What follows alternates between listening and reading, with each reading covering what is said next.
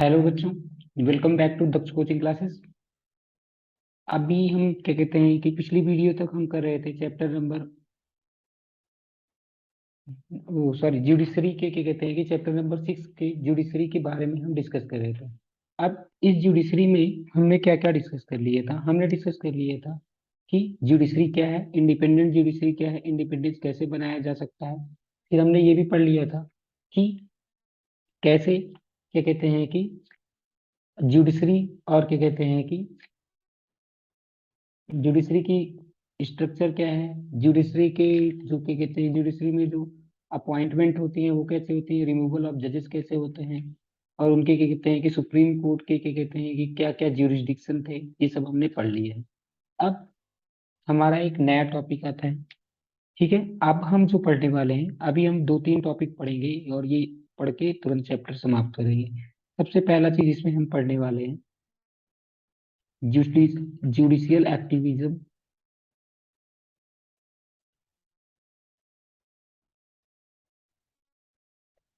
Public interest litigation, PIL। हाँ, public interest litigation, GTC, क्या नाम है, जुडिशियल एक्टिविज्म। और क्या कहते हैं कि साथ में ही हम पढ़ेंगे judiciary and rights, judiciary and rights. और हम क्या पढ़ेंगे?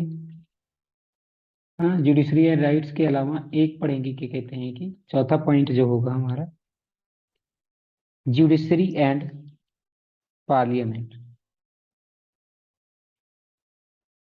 ठीक है, जुडिशरी एंड पार्लियामेंट।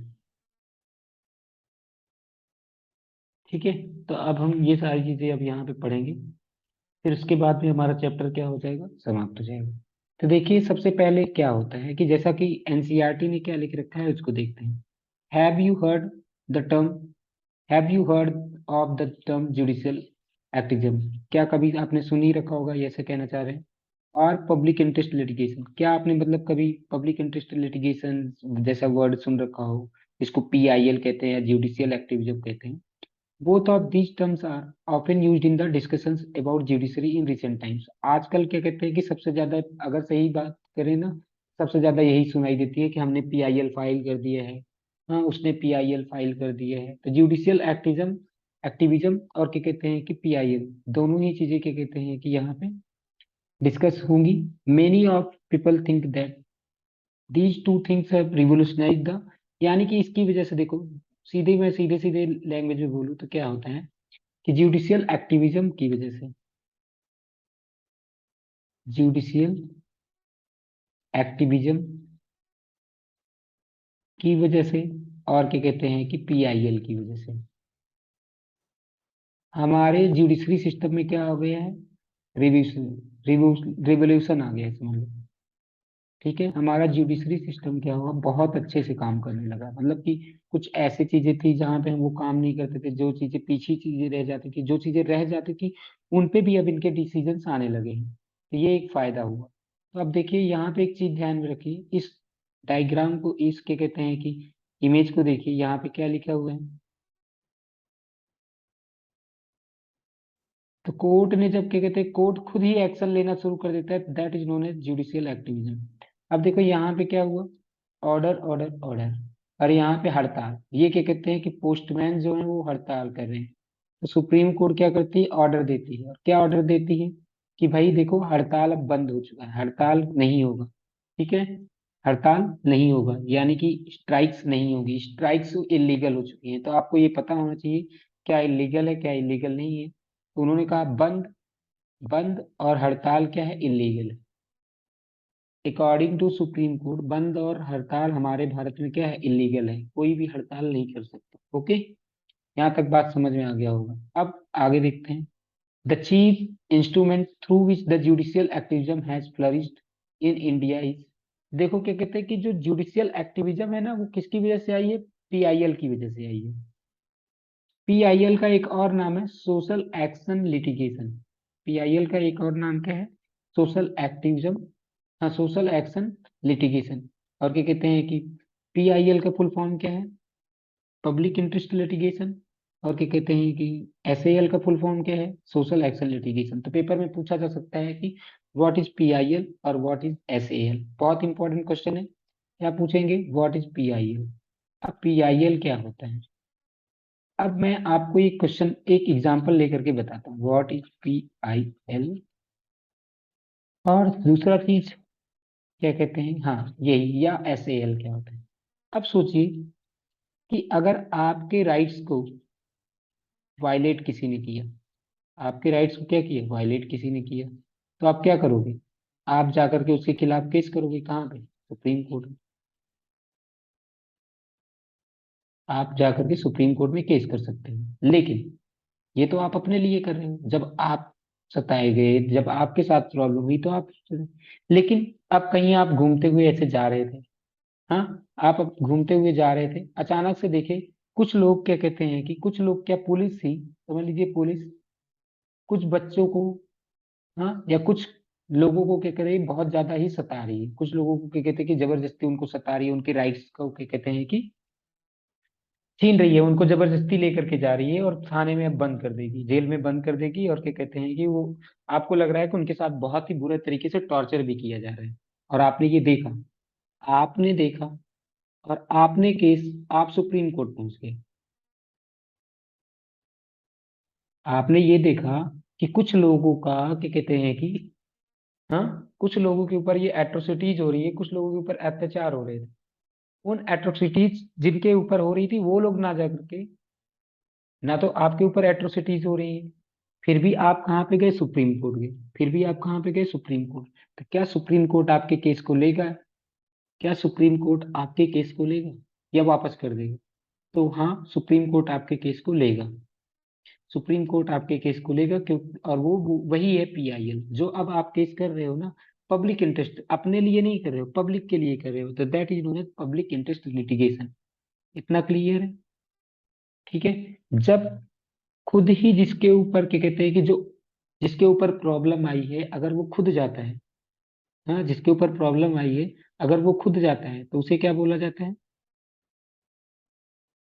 वो तो अपने लिए जा ही रहा है, लेकिन अगर दूसरे के लिए भी जा रहे हैं तो that is known as public interest litigation. तो वही यहाँ पे लिखा हुआ है, उसी के बारे में हम डिस्कस करने वाले हैं।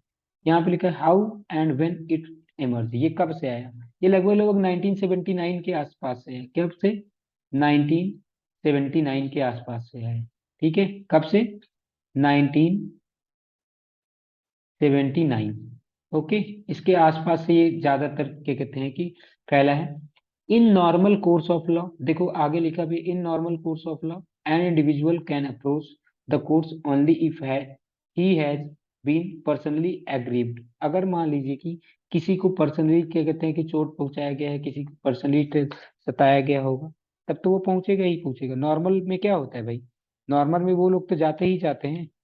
नॉर्मल में कौन लोग जाते हैं, जिनके, जिनके जिनका नुकसान हुआ होगा, जिनका खुद ही नुकसान हुआ होगा। पर्सनली एग्रीव्ड का मतलब होता है, एग्रीव्ड का मतलब होता है नुकसान होना, जिनका खुद का पर्सनली नुकसान हुआ होता है वो खुद जाते हैं, ठीक है। ये नॉर्मल में होता है। नॉर्मल में क्या होता है, जिनको परेशानी है भाई, वो जाएंगे सुप्रीम कोर्ट में केस करेंगे, या हाई कोर्ट में केस करेंगे कि भाई देखो मेरी लॉ, मेरे क्या कहते हैं कि राइट्स का क्या हुआ है, हनन हुआ है, मेरे राइट्स को किसी ने क्या कहते हैं कि छीन लिया है। हाँ, अब आगे, that is to say a person whose rights have been violated or who is involved in dispute could have the court of law, could move the court of law। यानी कि कोर्ट में कौन सा व्यक्ति जा रहा है, जिसके पास अभी तक, मतलब 1979 के पहले, 1979 के पहले क्या हो रहा था, वही लोग कोर्ट जा रहे थे जो एक्चुअल में परेशान हो रहे थे। मतलब कि पीड़ित व्यक्ति ही जा रहा था, सीधी सी बात बोलो, जिसका नुकसान हुआ है वो जा रहा था। लेकिन 1990 1979 के बाद में अचानक से चेंज आया। This concept underwent a change around 1979। 1979 में क्या हुआ, in 1979 the court set the trend when it decided to hear a case where a case was filed not by aggrieved person.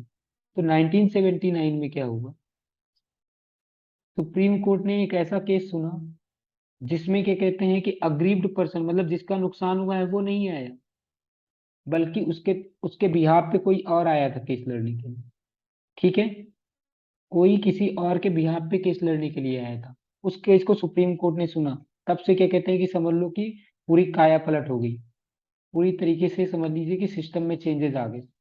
इतना बात समझ आया क्या? 1979 में क्या हुआ, जो पीआईएल फाइल हुई, हाँ पीआई मतलब उसी को जब, पहले तो वो एक केस लेकर के कोई आया, जो केस लेकर के आया वो किसी और के नाम से लेकर के आया, ठीक है, किसी मतलब कि लेकर के किसी और के लिए आया, वो पर्सन जो पर्सन केस लेकर के आया है वो पीड़ित नहीं है, ठीक है। This concept underwent the change around 1979. In 1979 the court set the trend when it decided to hear a case where the case was filed not by the aggrieved person but by others on their behalf। उनके behalf पे जो पीड़ित person है उनके behalf पे कोई और लड़ आ जाता है। As this case involve consideration of issue of public interest, क्योंकि ये किसके लिए हुआ, पब्लिक के लिए, किस क्या ये उन्होंने पर्सन अपने पर्सनल फायदे के लिए किया था क्या, नहीं। तो इस वजह से ऐसे केसेस जो बाद में आए उनको बोला गया पब्लिक इंटरेस्ट लिटिगेशन, ठीक है। अब समझ में आया ना पीआईएल क्या है, ठीक है। पीआईएल का डेफिनेशन भी पता चल गया कि पीआईएल क्या है।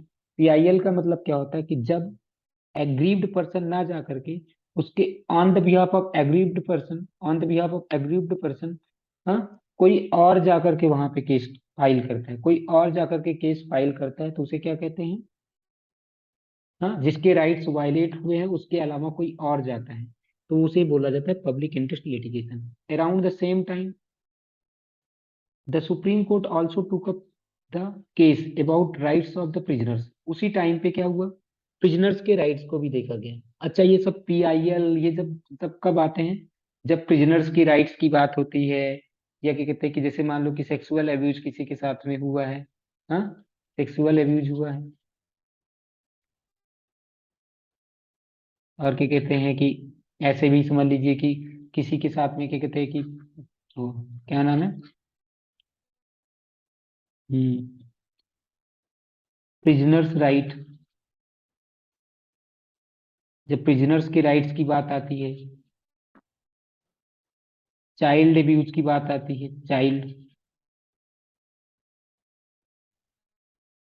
हाँ, ऐसे चीजें क्या कहते हैं कि जब कोई बहुत सारे लोग ऐसे परेशान हो रहे होते हैं तो यहाँ पे क्या कहते हैं कि, हाँ, गरीबों के लिए जो पुअर लोग हैं वो नहीं पहुंच पा रहे हैं, उनको सताया जा रहा है, किसी को प्योर वाटर प्योर पानी मतलब कि clean water clean water clean food नहीं मिल पा रहा है, क्लीन एनवायरनमेंट नहीं मिल पा रही है, लेबर के लिए, लेबर के राइट्स के लिए, तो ये सब फाइल किया जाता, पीआईएल इन्हीं सब में फाइल किया जाता है, लेबर राइट्स के लिए, लेबर राइट्स, क्योंकि ये लोग क्या होते हैं, ये लोग पहुंच नहीं सकते, इनके पास इतना पैसा नहीं है और इतना इनको नॉलेज नहीं है कि हम कहाँ तक पहुंच सके, तो इनके भी पे कोई और जाकर के केस लड़ता है, तो उसे ही बोला जाता है पीआईएल। ओके, तो यहाँ पे देखिए, this open the gates for large number,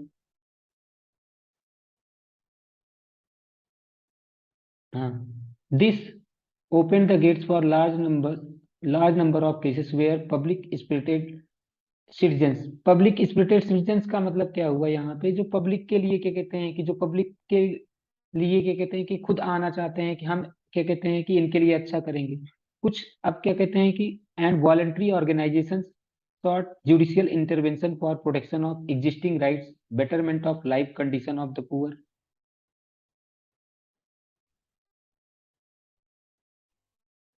protection of environment and many other issues in the interest of public। तो अब देखिए क्या होता है, and PIL has become the most important judicial of the judicial activism. अब देखो क्या हुआ कि यहाँ पे समझने वाली बात है कि जुडिशियल एक्टिविज्म में क्या हुआ, जुडिशियल एक्टिविज्म में किसके लिए हो रहा है, एक एग्जांपल मैं और लेकर के बताता हूँ। अब समझिए, ये समझ लीजिए कि एक एरिया है, यहाँ पे ये गांव है, इस गांव के किनारे की कहते हैं कि एक नदी बह रही है, ठीक है, यहाँ पे अचानक से क्या कहते हैं कि एक इंडस्ट्री बन गई, क्या बन गई, एक इंडस्ट्री बन गई, लेकिन इस इंडस्ट्री में क्या कहते हैं बहुत सारे केमिकल्स निकल रहे हैं, वो केमिकल्स इस नदी में डाल दिए जा रहे हैं, हाँ, इस केमिकल को नदी में डाल दिया जा रहा है। अब ये नदी में जा रहा है ये नदी से, अब क्योंकि यहाँ के जो लोग थे इनके पास पानी, ये सब चीजों के लिए, खेतों के लिए भी पानी, हर चीजों के लिए किस पे ऊपर डिपेंडेंट थे, इस रिवर के ऊपर डिपेंडेंट थे।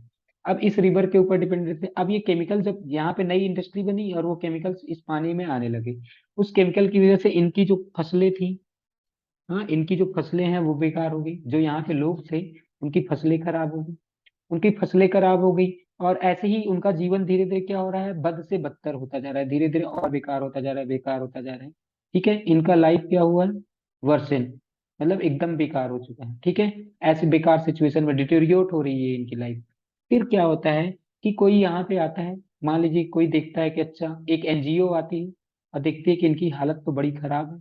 अच्छा, उनको पता चल जाता है कि अच्छा, इनकी वजह से, इस केमिकल की ही वजह से इनकी हालत खराब है। तो क्या होता है कि यहाँ पे देखिए एनवायरनमेंट के प्रोटेक्शन हो गया। एनवायरनमेंट, रिवर में क्या हो रहा है, रिवर में मछलियां होंगी वो भी केमिकल की वजह से मर जा रही होंगी। Environment protection. और क्या कहते हैं कि गरीब ये लोग क्या कहते हैं, केस नहीं कर सकते थे कहीं पर भी। तो इन सब के on the behalf of this poor people, on the behalf of this environment, on the behalf some other people, जैसे क्या कहते हैं कि हम ऐसे भी कह सकते हैं कि जैसे पुअर हो गए, या तो प्रिजनर्स हो गए, या तो ऐसे कह लीजिए कि क्या कहते हैं कि वो बच्चे, छोटे छोटे बच्चे हो गए। तो इन सब के बेसिस पे ये वो गरीब लोग हो गए, इनके बेसिस, इनके इनके लिए कोई दूसरा जब लड़ने जा रहा है, तो वही पीआईएल ने क्या किया कि एकदम से अलग ही दुनिया खड़ी कर दी यहाँ पे। यानी कि जुडिशियल एक्टिविज्म को एकदम अलग लेवल पे ला दिया। अलग लेवल पे मतलब कि हाई लेवल पे ला दिया। ठीक है, तो देखिए यहाँ पे क्या हो रहा है, वही चीज यहाँ पे लिखा हुआ है कि supreme Court also took up the case about the rights of prisoners. Prisoners के उसी टाइम पे जब क्या कहते हैं कि केस इन्वॉल्व हुआ, तो उसी टाइम पे प्रिजनर्स के राइट्स की भी बात हुई। This open the gates for the large number of the cases where public spirited citizens और वॉलंटरी ऑर्गेनाइजेशन, बहुत सारे केसेस फिर क्या कहते हैं कि जनरेट होने लगे। ठीक है, अब यहाँ पे आपको समझ में आ गया होगा कि मैं क्या बताना चाहता था क्या नहीं। अब आगे देखिए, आगे क्या लिखा हुआ है, judiciary which is an institution that traditionally confined to responding to the cases brought before it, began considering many cases merely on the basis of newspaper।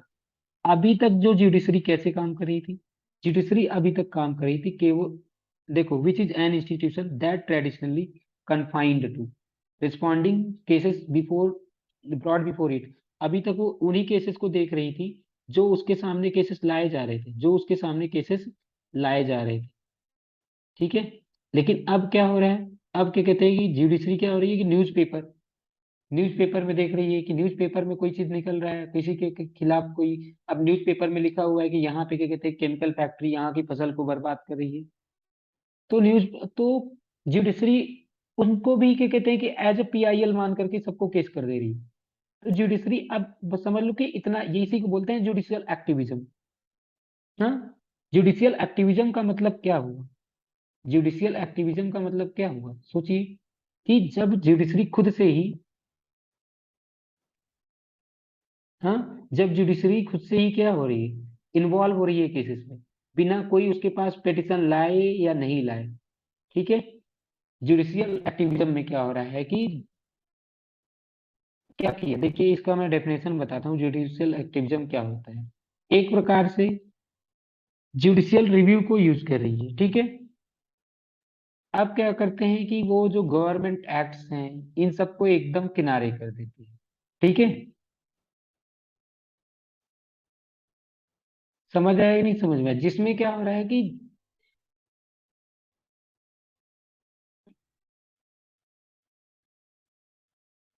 अब क्या हो रहा है कि इसमें देखना समझना क्या होता है कि अगर मैं बात करता हूँ जुडिशियल एक्टिविज्म की, इसको क्लियर करते हैं पहले तो। जुडिशियल एक्टिविज्म, जब मैं बात करता हूँ जुडिशियल एक्टिविज्म की, तो इसका मतलब क्या होता है कि यहाँ पे जब जुडिशरी क्या हो रही है कि राइट्स ऑफ सिटीजन्स को, राइट्स ऑफ सिटीजन को क्या कहते हैं कि अपहोल्ड करने के लिए, हाँ, कॉन्स्टिट्यूशनल राइट्स को क्या करने के लिए, प्रिजर्व करने के लिए। हाँ, क्या मैंने बताया, पहला चीज, पहला हमने बताया कि राइट्स ऑफ सिटीजन को, uphold the rights of citizen, uphold the rights of citizen. दूसरा, दूसरा हमने बोला कि preserve the constitutional, preserve the constitutional rights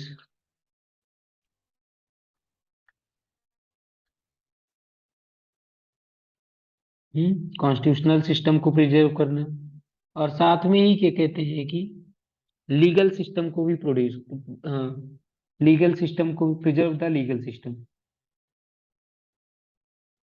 एक मिनट, यहाँ पे देखिए मैं क्या कहना चाहता हूँ।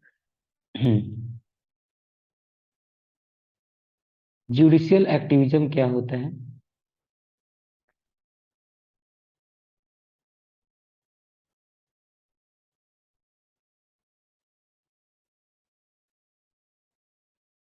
जुडिशियल एक्टिविज्म में क्या हो रहा है कि, अब देखिए, सबसे पहला चीज, जुडिशियल एक्टिविज्म में क्या करते हैं, एक्टिव रोल निभा रही है। एक्टिव रोल कौन? एक्टिव रोल है। एक्टिव रोल किसने कर रहे हैं? हाँ, कौन है एक्टिव रोल में? जुडिशरी। जुडिशरी का एक्टिव रोल, जो क्या कर रही है, प्रिजर्व कर रही है कॉन्स्टिट्यूशनल सिस्टम को।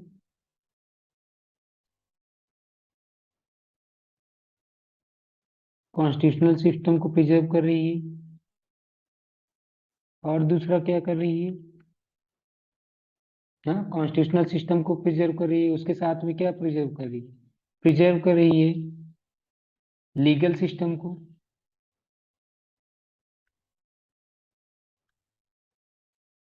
ठीक है। तीसरा चीज क्या कर रही है? अपहोल्ड कर रही है द राइट्स ऑफ सिटीजन्स।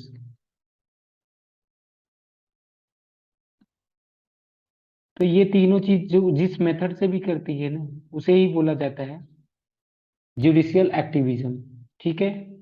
मुझे लग रहा है आपको अब समझ आ चुका होगा जुडिशियल एक्टिविज्म में क्या करता है। इसमें क्या होता है कि खुद ही इंपॉर्टेंट रोल निभाती है कौन? क्या कहते हैं कि जुडिशरी। ठीक है। तो अब हम करते हैं आगे, देखते हैं। Judiciary which is an institution. अभी मैंने बताया कि अभी तक जो जुडिशरी थी वो कैसे काम कर रही थी। अभी तक जुडिशरी जो काम कर रही थी, वो इस बात से काम कर रही थी कि भाई उसके पास केस आते थे। लेकिन अब तो जुडिशरी ने इतना करना शुरू कर दिया है कि वो खुद ही न्यूज़पेपर में आ रहे हैं केसेस। हाँ, न्यूज़पेपर में केसेस आ रहे हैं, वहां से उठा ले रही है। कहीं पर भी किसी भी उसमें क्या कहते हैं कि मैगजीन में कुछ छपा हुआ है कि देख रहे हैं कि अच्छा इनकी हालत खराब हो रही है, यहाँ पे इन्वायरमेंटल प्रॉब्लम हो रही है। क्योंकि अब जो मेन मामला आ गया था ना, वो आ गया था कि भाई आर्टिकल नंबर 21 क्या बोलता है? आर्टिकल नंबर 21 बोलता है जीवन जीने का अधिकार। जीवन जीने का मतलब कि right to life and personal liberty. लेकिन जब राइट टू लाइफ की बात आ रही है तो भाई राइट टू लाइफ क्या क्या जानवरों के जैसा जीवन जिए? नहीं। राइट टू लाइफ का मतलब होता है कि भाई आपको क्लीन वाटर भी तो मिलना चाहिए।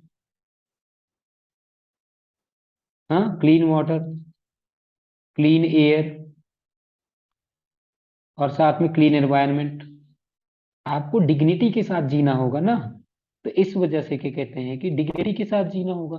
तो इन सब मैटर को लेकर के क्या कहते हैं कि बहुत ज्यादा सजग हो गई सुप्रीम कोर्ट। तो अब क्या कर रही है, जितने भी देखो, began considering many cases merely on the basis of newspaper reports. Newspaper reports के बेसिस पे उन्होंने केस बना दिए। पोस्टल कंप्लेंट के बेसिस पे जितने भी रिसीव किए जाए गए, पोस्टल कंप्लेंट्स रिसीव किए जाने लगे कोर्ट्स में, वो सब केस बन गए। तो इस प्रकार से क्या हुआ, जुडिशियल एक्टिविज्म जो हुआ became more popular description in the role of judiciary. यानी कि क्या कहते हैं कि जुडिशियल एक्टिविज्म, पीआईएल, बहुत ज्यादा फेमस हो गया। मुझे लग रहा है यहाँ तक आपको समझ में आ गया होगा। अब आगे देखते हैं कि एक कहानी है, यहाँ पे एक कहानी क्या, एक केस, एक एग्जाम्पल लिखा हुआ है 1979 में, जो पहला केस हुआ था। पहला केस क्या लिखा हुआ है, newspapers published reports about under trials there were many prisoners in the Bihar. Bihar में क्या थे, एक जेल में बहुत सारे प्रिजनर थे। Spent long years in the jail, उन्होंने काफी सारा जीवन। अब देखो अंडर ट्रायल क्या होता है, पहले तो ये समझ लो। अंडर ट्रायल समझ में आ जाएगा तो ये केस समझ में आ जाएगा। अंडर ट्रायल का मतलब होता है ऐसे लोग जिनको जेल में तो बंद किया गया है, वो जेल में हैं, प्रिजन में हैं, इन प्रिजन हैं, लेकिन अभी वो गिल्टी है या नहीं ये नहीं पता। क्या? वो उन्होंने जिस मतलब कि जस्ट उनको बोला गया है कि इन्होंने क्या कहते हैं कि ये गलती की है, अभी ये प्रूवन नहीं हुआ है कि वो गलती की है, बस उनको जेल में रखा गया है, अभी उनको गिल्टी भी नहीं कहा गया है। तो ऐसे अंडर ट्रायल वाले जो लोग थे वो बहुत दिनों से जेल में बिताए जा रहे थे, बहुत दिनों से मतलब कि सालों साल से। ठीक है, अगर सोचिए इतने साल भी हो चुके थे कि अगर उनको उस सजा जितना अगर वो सजा जिसके लिए उनको जेल में रखा गया है, अगर उसके लिए वो अपराधी भी होते तब तक वो छूट के चले गए होते। अगर समझिए, अगर वो अभी 10 साल रह चुके हैं, हाँ, और अगर मान लीजिए कि वो जिस जिस भी जीत के लिए अंदर गए हैं, वो केवल और केवल 5 साल की सजा की थी बस, इवन 3 साल की सजा की थी, लेकिन उनको 5 5 साल 10 10 साल रखा गया 3 साल के लिए। लेकिन अगर वो अभी प्रूवन होता तो हो सकता है कि वो प्रूवन ही ना हो, वो एकदम क्या कहते हैं गिल्टी ही ना हो। लेकिन फिर भी क्या हो रहा है, ये अंडर ट्रायल केसेस में हो रहे हैं। हाँ, longer than what they would spend if they had punished, यानी कि अगर जब उनको पनिश किया जाता उससे ज्यादा टाइम उन्होंने बिता लिया। This report prompted can advocate हाँ an advocate to the file the petition. तो इससे क्या हुआ, एक एडवोकेट ने फाइल कर दिया, पिटिशन फाइल कर दी, ठीक है। इस न्यूज़पेपर को देखा और एक एडवोकेट ने क्या किया, फाइल को एक केस फाइल कर दिया, ठीक है। सुप्रीम कोर्ट में एक केस फाइल कर दिया, किसके लिए, कि क्या कहते हैं कि इन लोगों का जीवन का मतलब अधिकार छीना जा रहा है। किनके जीवन के अधिकार छीने जा रहे हैं, ये जो प्रिजनर्स जो जेल में भरे हुए हैं इनके, ठीक है, इनकी हालत बहुत ही खराब थी। The supreme court heard this case, supreme court ने केस सुना। This become famous early public interest litigation, सबसे पहला पब्लिक इंटरेस्ट लिटिगेशन केस था। इसका नाम है हुसैनारा खातून वर्सेस बिहार केस। इसका क्या नाम है, हुसैनारा खातून वर्सेस बिहार केस। ओके, यहाँ तक आपको समझ में आ गया होगा। आगे 1980 में, 1980 में क्या हुआ, एक साल बाद क्या हुआ, a prison inmate of Tihar jail, Tihar jail का एक क्या कहते हैं कि प्रिजन कैदी, कैदी ने क्या कर दिया, एक पत्र लिख दिया। हाँ, एक पत्र लिख दिया किसको, जस्टिस कृष्णा अय्यर को। जस्टिस कृष्णा अय्यर को, सुप्रीम कोर्ट के जस्टिस को क्या कहते हैं, एक पत्र लिखा।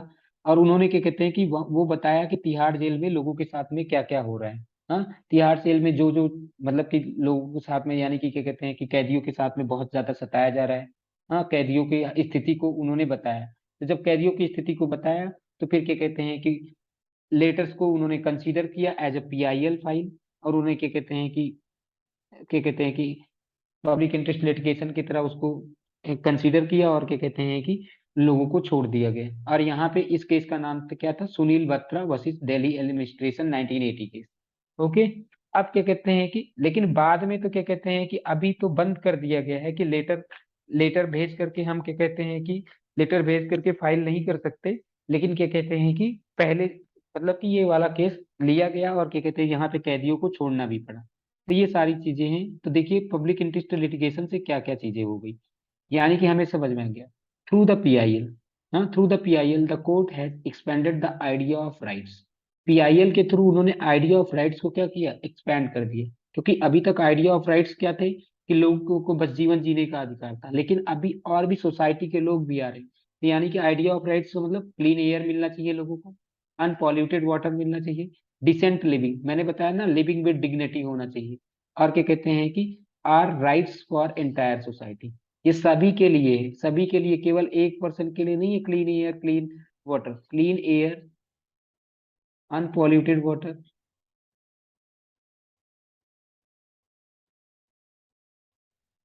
अनपॉल्यूटेड वाटर, और क्या कहते हैं कि तीसरा, जैसा कि मैंने अभी आपको बताया था, डिसेंट लिविंग, ये सबके लिए सही, सबके लिए चाहिए। ये आर्टिकल नंबर 21 समझ लीजिए कि ये है।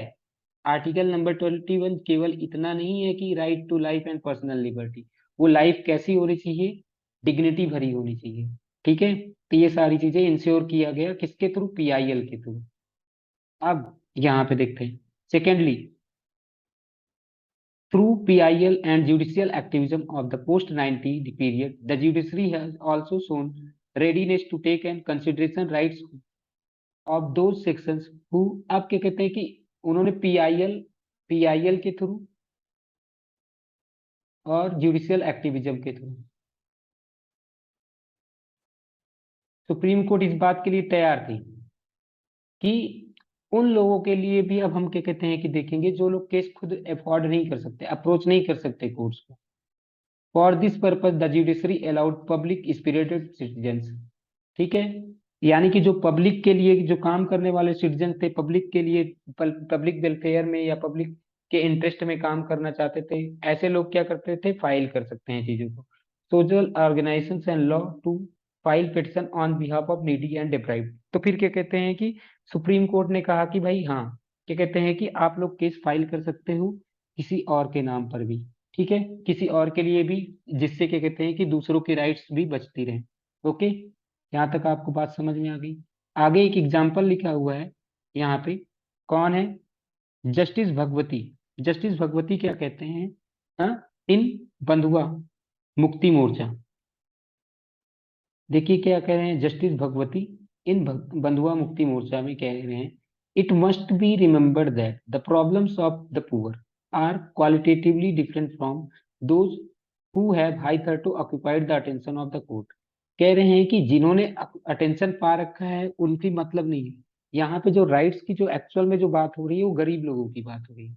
तो हमें क्या करना है, हमें, हाँ, कह रहे हैं कि they need a different kind of judicial approach. उनको जो गरीब लोग हैं उनका, उनके लिए क्या कहते हैं कि अप्रोच अलग रखो, उनको राइट्स दो, उनके उनके राइट्स को वायलेट मत कर रहे दो। हमें क्या कहते हैं कि उनके फंडामेंटल राइट्स को बहुत जरूरी है इम्प्रूव करना। They would never be able to enforce their fundamental rights अगर हम केवल और केवल we blindly follow the adversarial procedure in their case. अगर हम क्या कहते हैं कि ऐसे ही लगातार उनके क्या कहते हैं कि, तो हम उनके क्या कहते हैं कि, हाँ, क्या लिखा हुआ है, we blindly follow the adversarial procedure in the case, they would never be able to enforce their fundamental rights. तो यानी कि वो कभी भी अपने क्या कहते हैं कि फंडामेंटल राइट्स को, अगर हम आंख मूंद करके, सीधी बात बोले तो कह रहे हैं कि अगर हम क्या करते हैं कि आंख मूंद करके इंसाफ करने की कोशिश करेंगे ना, और उनके क्या कहते हैं कि आंख मूंद करके केवल ये कह देंगे कि गरीबों के खिलाफ में क्या कहते हैं कि अगर हमने क्या कहते हैं कि दे दिया न्याय, तो फिर क्या कहते हैं डिसीजन ले लिया, गरीबों के खिलाफ में डिसीजन ले लिया, तो फिर क्या होगा, फिर क्या होगा कि वो लोग अपना फंडामेंटल राइट कभी भी क्या कहते हैं कि इन्फोर्स नहीं कर पाएंगे। वो लोग भी कभी भी अपना फंडामेंटल राइट्स को प्रयोग नहीं कर पाएंगे। ठीक है,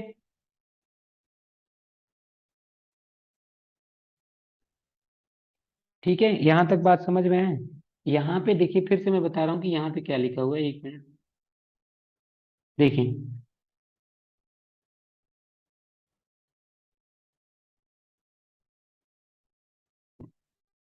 यहाँ पे ये लिखा हुआ है कि यहाँ पे ये जस्टिस पी एन भगवती क्या कहना चाहते हैं, इनका नाम है पी एन भगवती। ये क्या कहना चाहते हैं, ये कह रहे हैं कि it must be remembered that the problems of the poor, यानी कि हमें गरीबों की क्या कहते हैं कि समस्याएं क्या कहते हैं पे ध्यान रखना। हाँ, अब are qualitatively different from those which have hitherto occupied the attention of the court. कह रहे हैं कि हमें गरीबों की समस्याएं उन लोगों की समस्याओं से अलग है जिनके ऊपर अभी तक कोर्ट का ध्यान रहा है। हाँ, कोर्ट का ध्यान केवल अमीरों पे था। And they need a different kind of judicial approach, और ये जो गरीब है ना, इनके लिए क्या कहते हैं कि जुडिशियल अप्रोच अलग ही होना चाहिए। अगर हम क्या करें कि ब्लाइंडली, हाँ, if we blindly follow the adversarial procedure in their cases, अगर हम उनके भी केसेस में क्या कहते हैं कि ऐसे ही आंख मूंद करके न्याय कर देंगे, आंख मूंद करके डिसीजन दे देंगे जो उनके खिलाफ होगा, अगर उनके खिलाफ होगा तो वो कभी भी अपने फंडामेंटल राइट्स को क्या कर पाएंगे, यूज ही नहीं कर पाएंगे। तो इसलिए हमें गरीबों के साथ में क्या कहते हैं कि सही से रहना पड़ेगा। ये किस केस में बोला गया है, जस्टिस पी एन भगवती इन बंधुआ, देखिए बंदिया Mukti Morcha versus union of India 1984 में। ओके, अब आगे देखते हैं। Judicial activism had had manifold impact on the political system. अब इस जुडिशियल सिस्टम का क्या कहते हैं कि हमारे यहाँ जुडिशियल एक्टिविज्म का बहुत ही बड़ा फर्क पड़ा।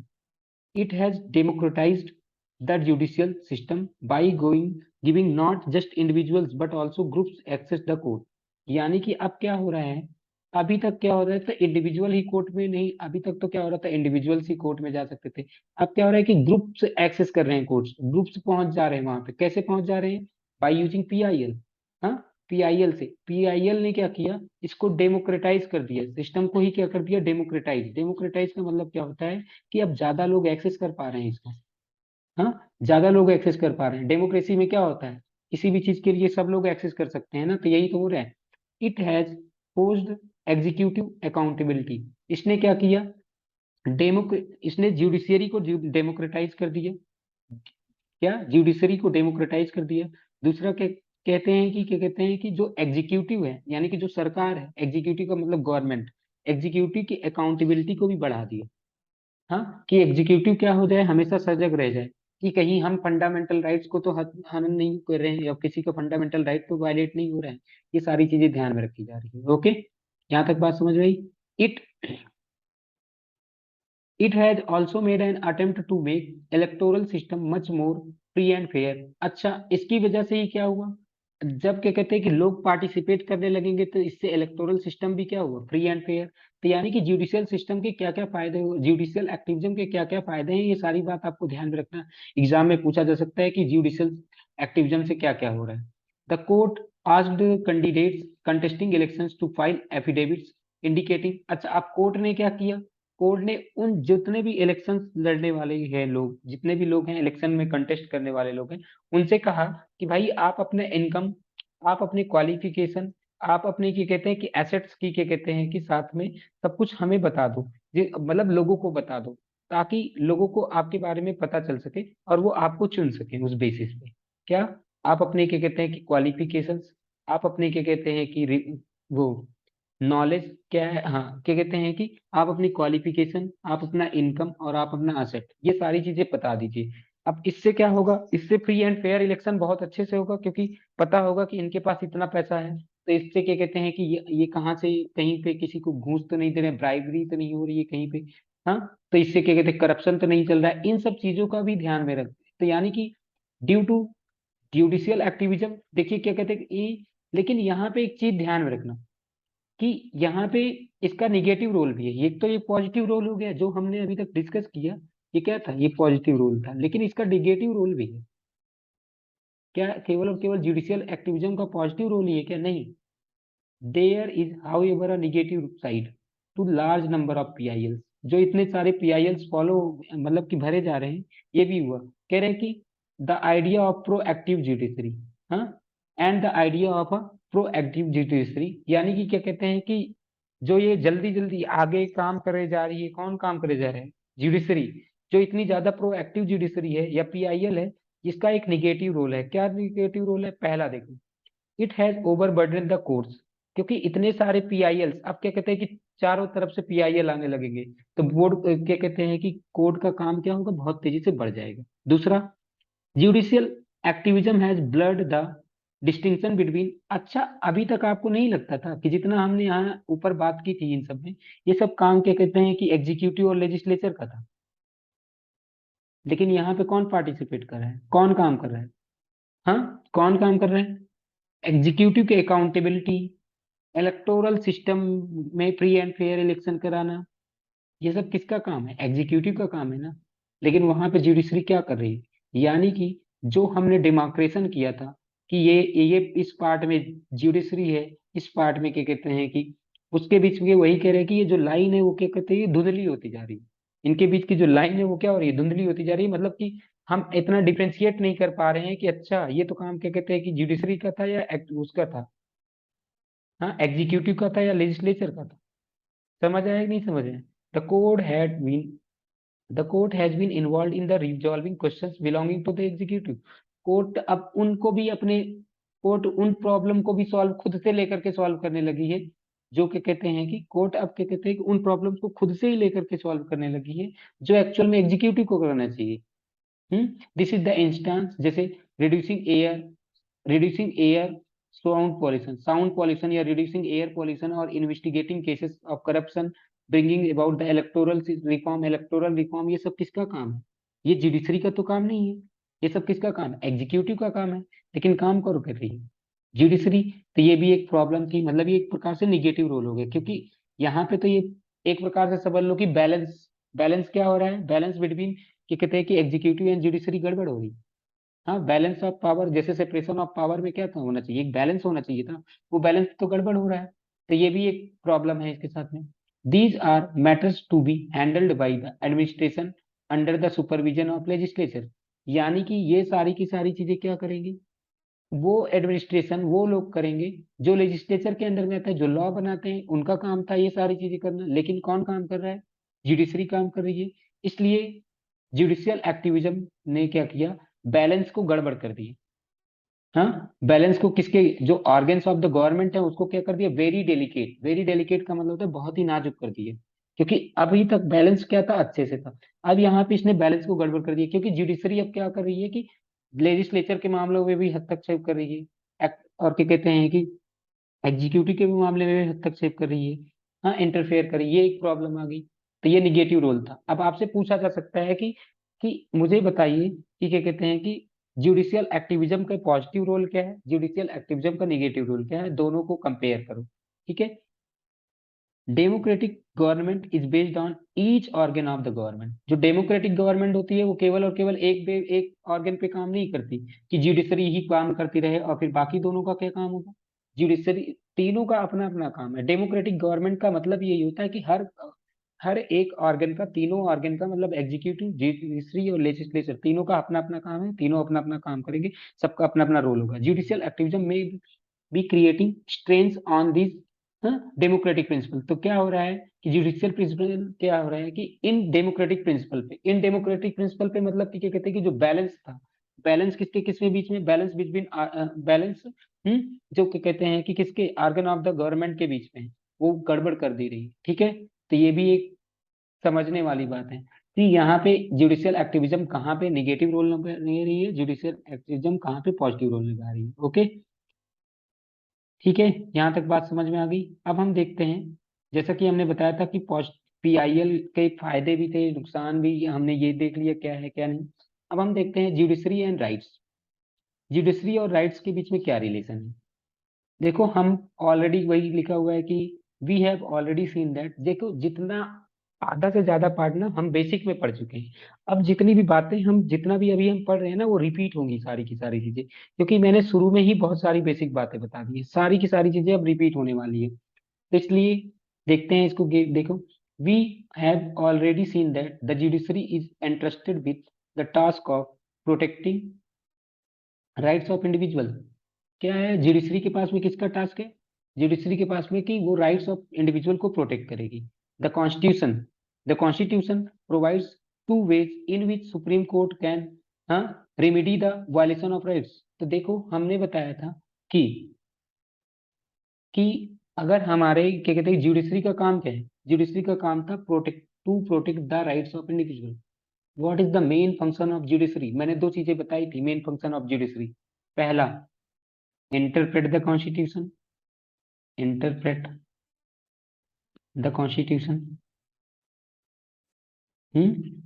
दूसरा, कॉन्स्टिट्यूशन, दूसरा क्या बताया था, दूसरा बताया था,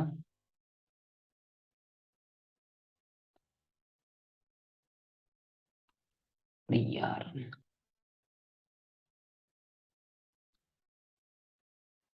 दूसरा बताया था कि protect the right of individual, protect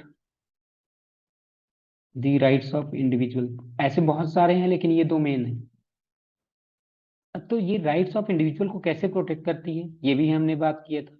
हाँ, राइट्स कैसे, ये इंडिविजुअल्स के राइट्स को कैसे प्रोटेक्ट करेगी, इंडिविजुअल, हाँ, इंडिविजुअल के राइट्स को कैसे प्रोटेक्ट करेगी। दो मेथड्स दिए हैं, कौन कौन से।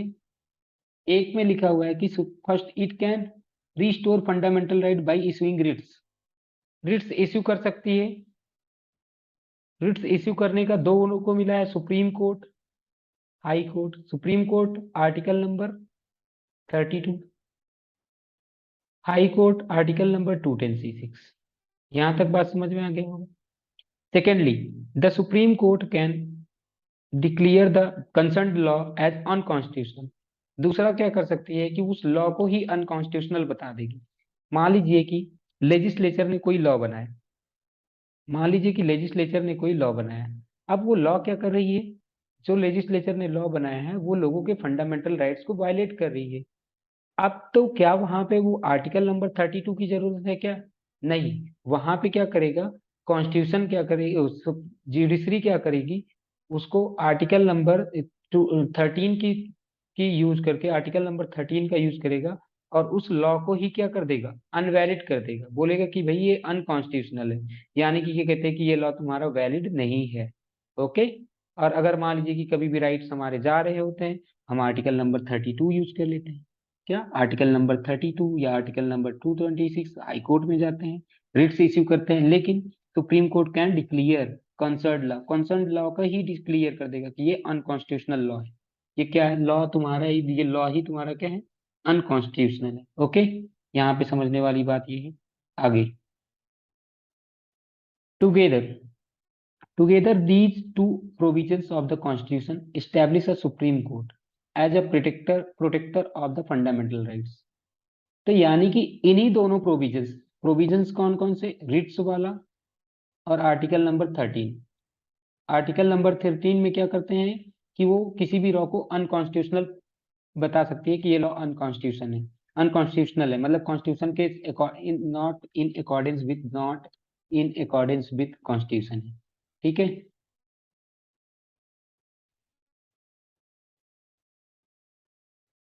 क्या, not in accordance with constitution, ये बता सकती है, क्या कहते हैं कि सुप्रीम कोर्ट कह सकती है कि कोई भी लॉ अगर वायलेट कर रही होगी किसी के भी फंडामेंटल राइट को। तो इस प्रकार से क्या है कि, हाँ, on the one hand and एक साइड में तो वो प्रोटेक्टर की तरह काम कर रही है, दूसरे साइड में किसकी तरह काम कर रही है, इंटरप्रेटर की तरह। प्रोटेक्टर किस में काम कर रही है, प्रोटेक्टर कर रही है आर्टिकल, जब रिट की बात कर रहे हैं तो वो प्रोटेक्टर के फॉर्म में काम कर रही है। जब मैं बात कर रहा हूँ कि रिट्स की, तो वहां पे क्या हो रही है कि वो प्रोटेक्टर के फॉर्म में काम कर रही है। लेकिन जब मैं बात कर रहा हूँ कि क्या कहते हैं कि आर्टिकल नंबर 13 की, क्या, यहाँ पे समझने वाली बात ये है, इसको समझ लीजिएगा, अभी आगे एक क्वेश्चन मिलेगा। तो यहाँ पे आएगा, पेपर में पूछा जाता है कि,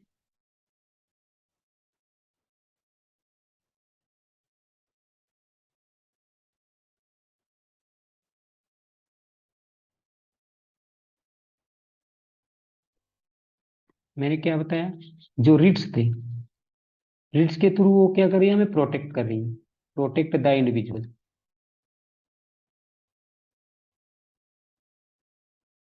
और वहीं पे क्या कहते हैं कि आर्टिकल नंबर 13 में क्या कर रही हो, एज अ इंटरप्रेटर काम कर रही है, एज अ इंटरप्रेटर, इंटरप्रेटर की तरह काम कर रही है। और इंटरप्रेटर की तरह काम कर रही है तो उसको जहां पे लगेगा कि अच्छा, इस लॉ का इतना पार्ट इनवैलिड है, इस लॉ का इतना पार्ट नॉ, हाँ, कि क्या कहते हैं कि the part of this law is not, हाँ, the part of this law is not in accordance with the constitution.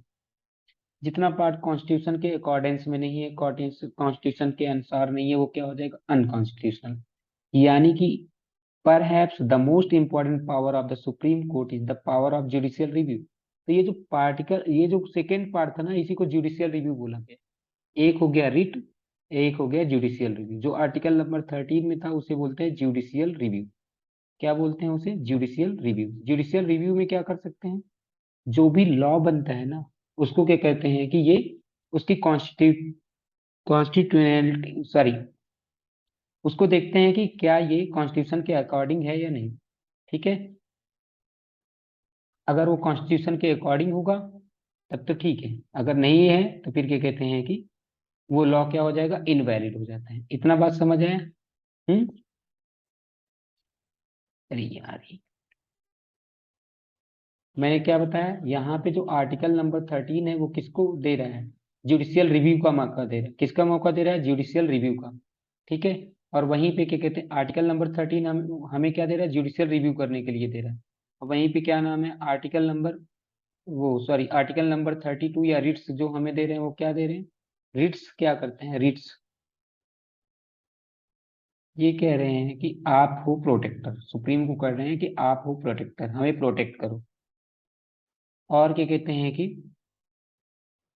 Ritz के बाद में मैंने क्या बताया अभी आपको, जुडिशियल रिव्यू। जुडिशियल रिव्यू कह रहे हैं कि जुडिशियल रिव्यू का मतलब होता है कि किसी भी चीज के बारे में खुद से ही देखना, चेक करना कि क्या वो कॉन्स्टिट्यूशन के अकॉर्डिंग है या नहीं।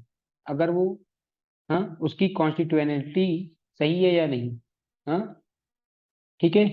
अब यहाँ पे मैंने बोला कि क्या वो जुडिशियल रिव्यू जो है वो क्या कहते हैं कि judicial review interpreter, supreme court कहती है कि तुम इंटरप्रेटर हो और देखो कि क्या ये कॉन्स्टिट्यूशन के अकॉर्डिंग है या नहीं है, कॉन्स्टिट्यूशन के अकॉर्डिंग है या नहीं है। ठीक है, चेक वेदर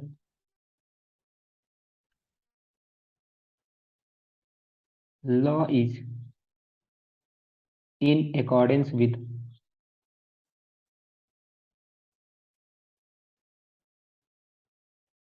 कॉन्स्टिट्यूशन और नॉट। ये किसका काम होता है?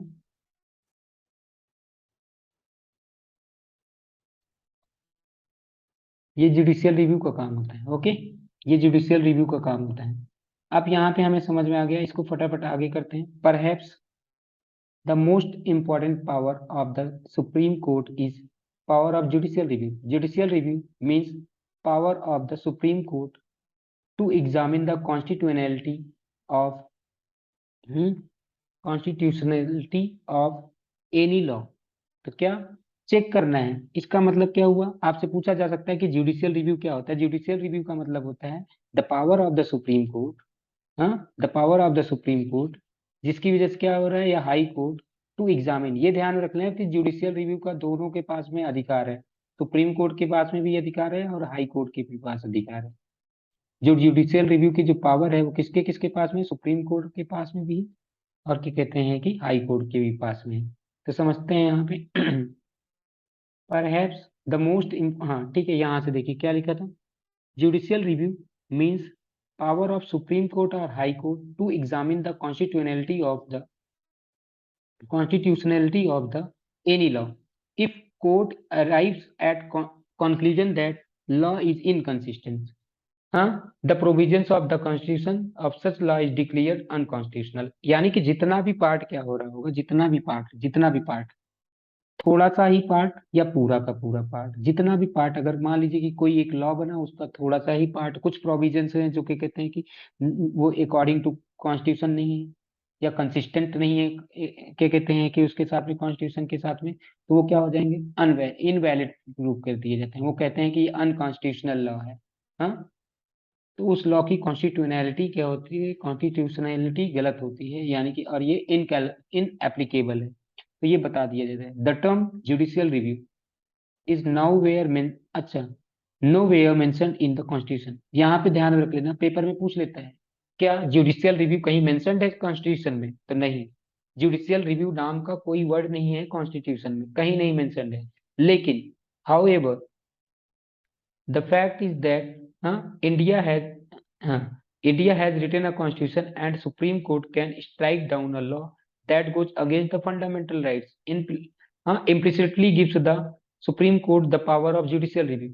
यानी कि इंडिया ने ऐसा कानून ही लिख रखा है, ऐसा कानून ये लिख रखा है कि भाई देख, जो भी सुप्रीम कोर्ट को एक पावर दे रखी है कि सुप्रीम कोर्ट जी, आप देखिएगा, अगर कोई भी लॉ, हाँ, लेजिस्लेचर कोई भी लॉ बनाती है, वो अगर कॉन्स्टिट्यूशन के अकॉर्डिंग नहीं है, तो आप क्या करना, उतना उतने लॉ को क्या कर देना, खारिज कर देना, उतने लॉ को कह देना कि ये इन एप्लीकेबल है, यानी कि एप्लीकेबल नहीं है, ये अनकॉन्स्टिट्यूशनल है।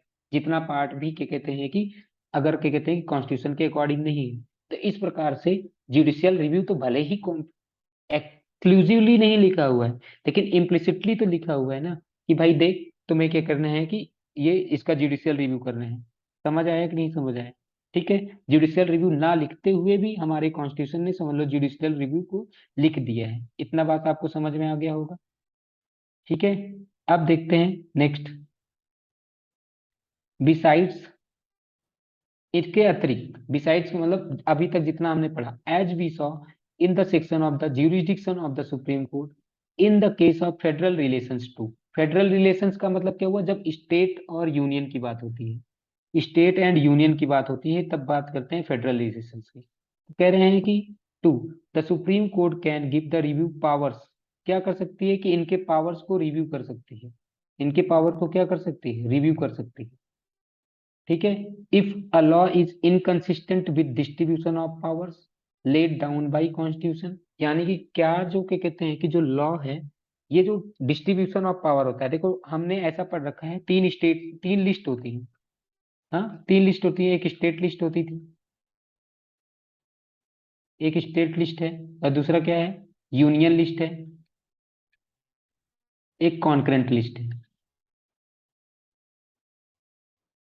अब मान लीजिए कि यूनियन कोई ऐसा कानून लाती है जो क्या कहते हैं कि उसके लिस्ट में, मतलब कि स्टेट के लिस्ट में हो, तो स्टेट तो सुप्रीम कोर्ट जा सकती है ना, कि सुप्रीम कोर्ट जी देखिए।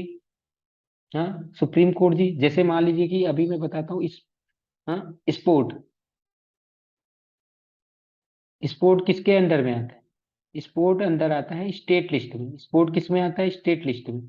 लेकिन अब स्पोर्ट के ऊपर में, स्पोर्ट के ऊपर, या law and order, law and order, law and order किस में आता है, किस किस लिस्ट में आता है, लॉ एंड ऑर्डर आता है स्टेट लिस्ट में।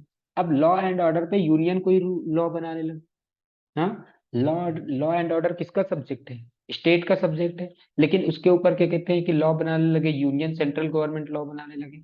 तो फिर क्या करेगा, तो फिर क्या होता है, फिर सुप्रीम, तो फिर क्या होता है, फिर वो स्टेट क्या करेगा, सुप्रीम कोर्ट के पास में जाएगा। अब बोलेगा सुप्रीम कोर्ट जी देखिए क्या कर रहे हैं ये, अपने पावर से ज्यादा अपने हमारी पावर्स को यूज कर रहे हैं। तो इसका मतलब क्या हुआ कि इनके पावर्स को भी रिव्यू कर सकता है। Suppose the central government makes a law which is according to some states, हाँ, concerns are subject from the state list, यानी कि वो स्टेट लिस्ट का है, तो वो स्टेट्स क्या होंगी, जाएंगी सुप्रीम कोर्ट और कहेंगी कि इफ द, हाँ, अब कोर्ट एग्री कर लेता है कि अच्छा हाँ भाई ये तो स्टेट का सब्जेक्ट है, आप कैसे इस पे कानून बना रहे हो। हाँ, कि जब तो ये तो काम किसका है, स्टेट का है, लेकिन आप कानून बना रहे हो।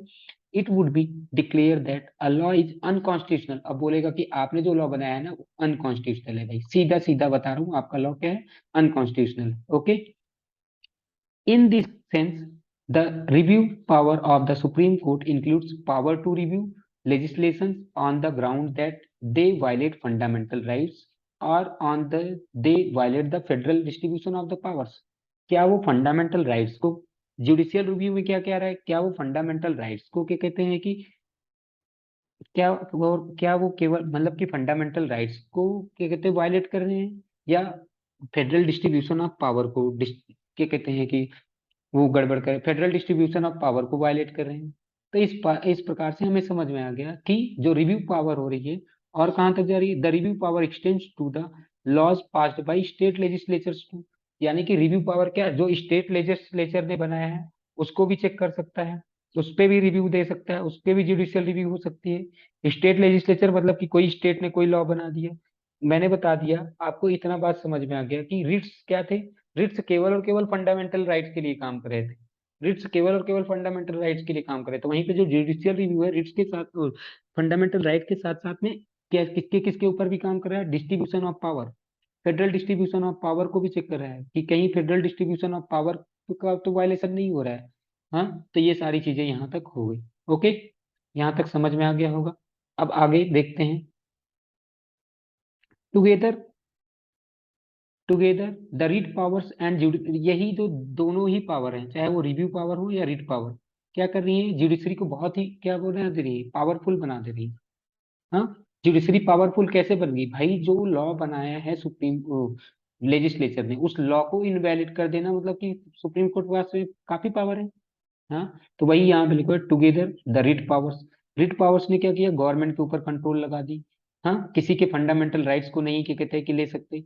रिव्यू पावर ने क्या कर दिया कि तुम किसी के पावर को, मतलब कि लॉ को, कौन सा लॉ बना सकते हो कौन सा लॉ नहीं बना सकते, और जो भी लॉ बनाओगे कॉन्स्टिट्यूशन के अंदर होना चाहिए, कॉन्स्टिट्यूशन के अकॉर्डिंग होना चाहिए, कॉन्स्टिट्यूशन के अकॉर्डिंग नहीं है तो वो तुम्हारा लॉ क्या हुआ, इनवैलिड है, अनकॉन्स्टिट्यूशनल है, सीधी सी बात है। ठीक है, code make judiciary very powerful.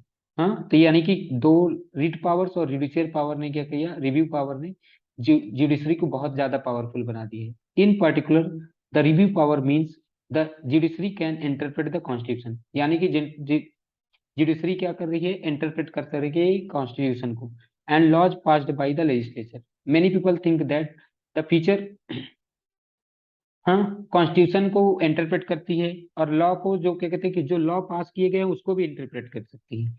Judiciary to protect the constitution effectively and also protect the rights of citizens. यानी कि हमें पता चल गया कि जो क्या नाम है कि जुडिशरी क्या कर रही है, प्रोटेक्ट भी कर रही है हमें, और क्या कहते हैं कि और हमारे फंडामेंटल राइट्स को क्या कहते हैं कि फंडामेंटल राइट्स को वायलेट करने से भी बचा रही है। तो ये सारी चीजें हैं। The practice of entertaining PIL further added to, अब साथ में पीआईएल आ गया तो इसको और ज्यादा ही पावरफुल दे दिया, और ज्यादा ही पावरफुल बना दिया इसके कहते हैं कि जुडिशरी को। यहाँ तक बात समझ में आई। आगे देखिए क्या लिखा हुआ है। Did you know the practice of PIL public interest in litigation केवल और केवल भारत में ही नहीं रहा है, इवन अफ्रीका, अफ्रीका के साथ साथ में देखिए यहाँ पे साउथ एशिया और अफ्रीका, साउथ एंड अफ्रीका में क्या कहते हैं कि ये भी क्या कहते हैं कि जुडिशियल एक्टिविज्म थोड़ा सा बढ़ने लगा है, इंडियन से ज्यादा बढ़ने। लेकिन वहां पे क्या है, अफ्रीका में क्या है, हाँ, Africa, south Africa has incorporated public interest litigation in bill of rights. उन्होंने क्या कहते हैं कि साउथ पब्लिक इंटरेस्ट लिटिगेशन को साउथ अफ्रीका वालों ने फंडामेंटल राइट ही बना दिया, इसको क्या बना दिया, फंडामेंटल राइट।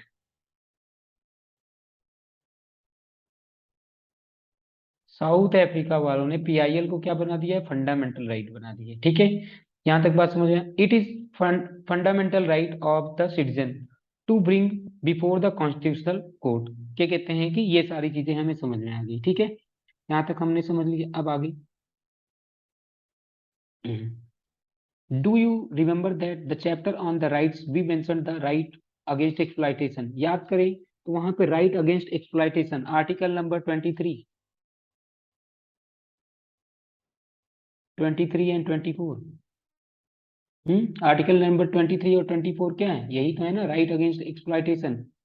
हाँ, this is right, this right prohibits forced labour, क्या, फोर्स्ड लेबर से मना करता है, ट्रेड इन ह्यूमन फ्लेश, इंसानों को खरीदना बेचना ये सब मना करता है, और एम्प्लॉयमेंट, चिल्ड्रन को एम्प्लॉयमेंट देना मना करता है, कि हजार्डस जॉब में क्या कहते हैं कि चिल्ड्रन को जॉब नहीं दे सकते। तो ये राइट अगेंस्ट एक्सप्लॉइटेशन है ना, राइट अगेंस्ट एक्सप्लॉइटेशन कहाँ पे है, आर्टिकल नंबर 23 एंड 24 में। But the question is, how could those whose right, अब मान लीजिए कि जिसका, अब मान लीजिए जिसको जिसको बेच ही दिया गया है, जिस इंसान को बेच दिया है, जिस इंसान को खरीदा जा रहा है, वो कैसे अपने खिलाफ क्या कहते हैं कि जा करके वहां पे कोर्ट में पहुंच सकता है। अब उसको तो खुद ही बंद कर दिया गया है ना, तो फिर क्या करना पड़ेगा, वहीं पे तो पीआईएल काम आएगी। तो PIL and judicial activism made it possible for court to consider them these violations. तो इन वायलेशंस को भी अब ध्यान सकते हैं कि राइट अगेंस्ट एक्सप्लॉइटेशन जो हो रहा है, इसको भी क्या कहते हैं कि सुधार सकते हैं। इसको कौन सुधार सकता है, इसको सुधार सकता है क्या कहते हैं कि राइट अगेंस्ट एक्सप्लॉइटेशन को हम पीआईएल के थ्रू रोक सकते हैं। यहाँ तक बात समझ में आई। ठीक है, पीआईएल के थ्रू राइट अगेंस्ट एक्सप्लॉइटेशन को रोका जा सकता है। तो अब आगे देखते हैं कि दस the court considered a whole, thus a court considered a whole set of cases, the binding on the jail inmates by the police, inhuman working conditions, stone quarries, sexual exploitation of children, इन सब चीजों को, जो मतलब कि jail में जो लोग थे, हाँ, जितने भी लोग जो जेल में थे, इन सब चीजों के, हाँ, जितने भी लोग जेल में थे, और क्या कहते हैं कि this trend has made rights really meaningful for the poor and disadvantage section. यानी कि ये जो पीआईएल वाला जो राइट है या जो राइट्स है, ये क्या हुए, यूजफुल हुए। किसके लिए यूजफुल हुए, जो पीआईएल है, ये किन लोगों के लिए यूजफुल हुआ, उन लोगों के लिए यूजफुल हुआ जो लोग क्या, जो लोग खुद नहीं पहुंच पाते थे, हाँ, उनके लिए राइट्स भी बेनिफिशियल हुए, क्योंकि वो इसी राइट्स को के हिसाब से, इसी राइट्स की सहायता से तो वो क्या कर सकते हैं, हाँ, इसी राइट की सहायता से वो किसी भी, मतलब कि क्या कहते हैं कि इन एट्रोसिटीज से लोग बच सकते हैं, दूसरे को बचा सकते हैं। तो ये सारी बातें हो गई। ओके, अब यहाँ से कुछ क्वेश्चंस हैं। व्हाट डज द कोर्ट, क्या लिखा है, when does the court use review powers, review powers को कोर्ट कब यूज करती है।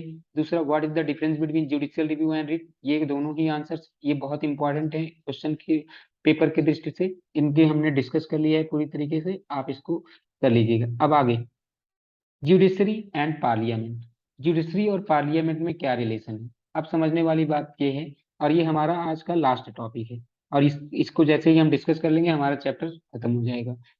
Apart from the taking a very active stand on the matter of rights, यानी कि जो मैटर ऑफ राइट्स पे जुडिशरी का मेन काम क्या था, राइट्स को प्रोटेक्ट करना। जुडिशरी का मेन काम क्या था, राइट्स को प्रोटेक्ट करना। जुडिशरी का काम क्या था, कॉन्स्टिट्यूशन को इंटरप्रेट करना। The court has been active in seeking the prevent subversion of the constitution through political practices. अब क्या कर रहे हैं कि पॉलिटिकल प्रैक्टिसेस के थ्रू ये इनको भी बचाती है, इनसे भी बचाती है कि कहीं सबवर्जन का मतलब होता है पलटना, सबवर्जन का मतलब होता है पलटना, कहीं कोई क्या कहते हैं कि पॉलिटिकल प्रैक्टिस के थ्रू पूरा ये कॉन्स्टिट्यूशन ही ना चेंज कर दिया जाए।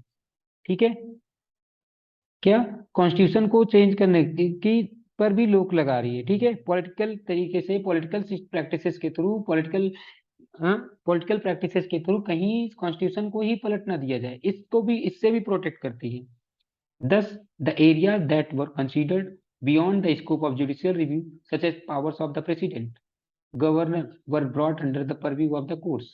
यानी कि इस बात से कि क्या कहते हैं कि कहीं जो भी चीजें थी, जो भी चीजें मतलब कि क्या कहते हैं कि पॉलिटिकल प्रैक्टिसेस के थ्रू, पॉलिटिकल प्रैक्टिसेस के थ्रू अब पता चले कि क्या कहते हैं कि सबवर्ट कर दिया जाए, सबवर्ट मतलब कॉन्स्टिट्यूशन को ही पलट दिया जाए, बेसिक स्ट्रक्चर को ही खत्म कर दिया जाए। तो इसलिए क्या कहते हैं कि उन चीजों को भी क्या कहते हैं कि रिव्यू के अंदर में लाया गया, परव्यू ऑफ कोर्ट के अंदर में लाया गया, जो चीजें पहले नहीं थी। जैसे पहले प्रेसिडेंट, पहले गवर्नर, इन सब के पोस्ट को क्या कहते हैं कि वो रिव्यू नहीं कर सकते थे, यानी कि इनके डिसीजन को क्या कहते हैं कि वो रिव्यू नहीं कर सकते थे, लेकिन अब इन वो जुडिशियल रिव्यू के अंदर नहीं आते थे। लेकिन अब ऐसा क्या कर दिया गया है कि इनके भी डिसीजंस को भी जुडिशियल रिव्यू में लाया जा चुका है, ताकि कहीं कॉन्स्टिट्यूशन को पलटा ना जा सके, कॉन्स्टिट्यूशन का सही से यूज किया जा सके। ठीक है, there are many other instances in which supreme court actively involve itself in the administration of justice by giving directions to executive agencies. कभी कभी तो ये होता है कि वो एग्जीक्यूटिव एजेंसीज को डायरेक्शन देती है कि भाई देखो, आपको यहाँ पे जाकर के ये चीज करना चाहिए। हाँ, ठीक है। Thus it gave directions to CBI to initiate investigation. अब सीबीआई क्या है? एग्जीक्यूटिव एजेंसी है। सीबीआई क्या है? एग्जीक्यूटिव एजेंसी है। एनआईए क्या है? एग्जीक्यूटिव एजेंसी है। सीबीआई, एनआईए, इनको क्या कहते हैं कि अब कौन, इसको गवर्नमेंट नहीं बोल रही कि जा करके यहाँ पे छापेमारी करो, आप यहाँ पे ये काम करो। हाँ, इस पे क्या कहते हैं कि यहाँ पे आपको क्या कहते हैं, पुलिस को ये नहीं कि, पुलिस को ये कह रही है कि आप ये जो लोगों को क्या कहते हैं कि सताओ मत। इसका काम कौन कर रहा है? जुडिशरी कर रही है। तो कहीं ना कहीं एग्जीक्यूटिव के काम को वो जुडिशरी अपने हाथों में ले रही है ना। Thus it gave directions to CBI to initiate investigations against politicians. Politicians के अगेंस्ट इन्वेस्टिगेशन करो, ये कौन कह रहा है? पॉलिटिकल, किसके अगेंस्ट क्या कहते हैं कि, हाँ, किसके अगेंस्ट करना है, क्या नाम है, पॉलिटिशियंस के अगेंस्ट इन्वेस्टिगेशन करो। किसको बोला जा रहा है? हाँ, किसको बोला जा रहा है? सीबीआई को बोला जा रहा है, यानी कि जो एजेंसीज हैं गवर्नमेंट की, वो एक्चुअल में एग्जीक्यूटिव एजेंसीज हैं, और ब्यूरोक्रेट्स को बोला जा रहा है हवाला केस में जाकर के तुम चेकिंग करो। हाँ, Narasimha Rao case, illegal allotment of petrol pump का इलीगल अलॉटमेंट है, इन सब में जाकर के चेक करो, इन सब में जाकर के क्या कहते हैं कि हाँ, ठीक है, समझ रहे हो ना, कि जितने भी हवाला केसेस हैं, जितने भी क्या कहते हैं कि पॉलिटिशियंस के केसेस हैं, जितने भी ये बहुत सारे इलीगल अलॉटमेंट ऑफ पेट्रोल हैं, यानी कि कुल मिलाकर के करप्शन के जितने भी चार्जेस हैं, जा करके इसमें चेक चेक करो, इसको क्या कहते हैं कि देखो, हाँ, इसमें इन्वेस्टिगेशन शुरू करो। तो ये सब किसको बोलना पड़ रहा है? सुप्रीम कोर्ट को। क्या ये सुप्रीम कोर्ट का काम है? नहीं। यू मे heard that, हाँ, about the same these cases many of these instances are product of judicial activism. अच्छा, ये किसकी वजह से हो रही है? जुडिशियल, लेकिन ये सब किसकी वजह से हो पा रही है? जुडिशियल एक्टिविज्म की वजह से हो पा रही है। ठीक है, अब यहाँ पे, यहाँ तक हम पढ़ चुके, आगे देखते हैं। The Indian constitution is based on the delicate principle of limited separation of powers and checks and balances. तो देखिए, इंडिया का जो कॉन्स्टिट्यूशन है वो किस पे बेस्ड है? हमारा जो प्रिंसिपल है, हमारा प्रिंसिपल यही है, separation of power, separation of power and checks and balances, यही पे तो बेस है ना भाई, सेपरेशन ऑफ पावर।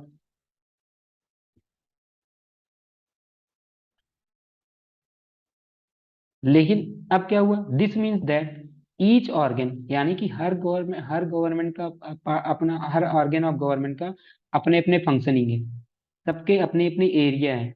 दस parliament is supreme in making laws. Law को कौन बनाएगा? पार्लियामेंट बनाएगी। अमेंड कौन करेगा? कौन? Amending the constitution. ठीक है, लॉ, पार्लियामेंट मतलब कि लेजिस्लेचर का काम क्या है? लेजिस्लेचर का काम है सुप्रीम लॉ को बनाना, लॉ को बनाना, लॉ कॉन्स्टिट्यूशन को अमेंड करना किसका काम है? पार्लियामेंट का काम है। एग्जीक्यूटिव का काम क्या है? एग्जीक्यूटिव का काम है इम्प्लीमेंट करने में। एग्जीक्यूटिव का काम क्या है? इम्प्लीमेंट करने में। वहीं पे जुडिशरी का काम क्या है? जुडिशरी का काम है कि डिस्प्यूट को सेटल करो, डिसाइड करो कि क्या ये लॉ जो बनाए गए हैं वो according to law, according to constitution provision है या नहीं है। क्या तीनों के अलग अलग काम है। मैंने बताया जुडिशरी का अपना काम है, जुडिशरी का अपना काम है, पार्लियामेंट का अपना काम है। पार्लियामेंट मतलब यहाँ पे जब बात करूंगा पार्लियामेंट का तो मतलब लेजिस्लेचर समझा करिए। और क्या कहते हैं कि एग्जीक्यूटिव का अपना काम है। एग्जीक्यूटिव का काम क्या है? जो एग्जीक्यूटिव का काम है लॉ को इम्प्लीमेंट करना, implement the law.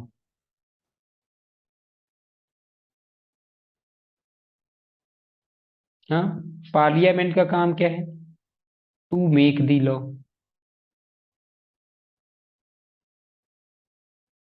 And amend the law. ठीक है। जुडिशरी का काम क्या है? जुडिशियल रिव्यू करना और प्रोटेक्शन करना, ये सारे काम है। ठीक है। लेकिन despite such clear cut division of the power, conflict हमेशा इन सब तीनों के बीच में हमेशा कॉन्फ्लिक्ट रहता है। इन तीनों के बीच में मतलब कि क्या कहते हैं कि जुडिशरी, पार्लियामेंट और एग्जीक्यूटिव के बीच में हमेशा क्या कहते हैं कि एक क्या कहते हैं कि इंडियन पॉलिटिक्स में हमेशा कॉन्फ्लिक्ट बना ही रहता है। We have already mentioned the differences that emerged between the parliament and judiciary over the right to property। अब देखो पहले क्या था? Article number 19(1)(f), article number 19(1)(f) क्या था? राइट टू प्रॉपर्टी थी। लेकिन वो राइट टू प्रॉपर्टी हटा दी गई। क्या आर्टिकल नंबर 19(1)(f) क्या था? पहले राइट टू प्रॉपर्टी थी। लेकिन उसे 1980 1978 में 46th अमेंडमेंट से क्या किया? राइट टू प्रॉपर्टी को हटा दिया गया, खत्म कर दिया गया।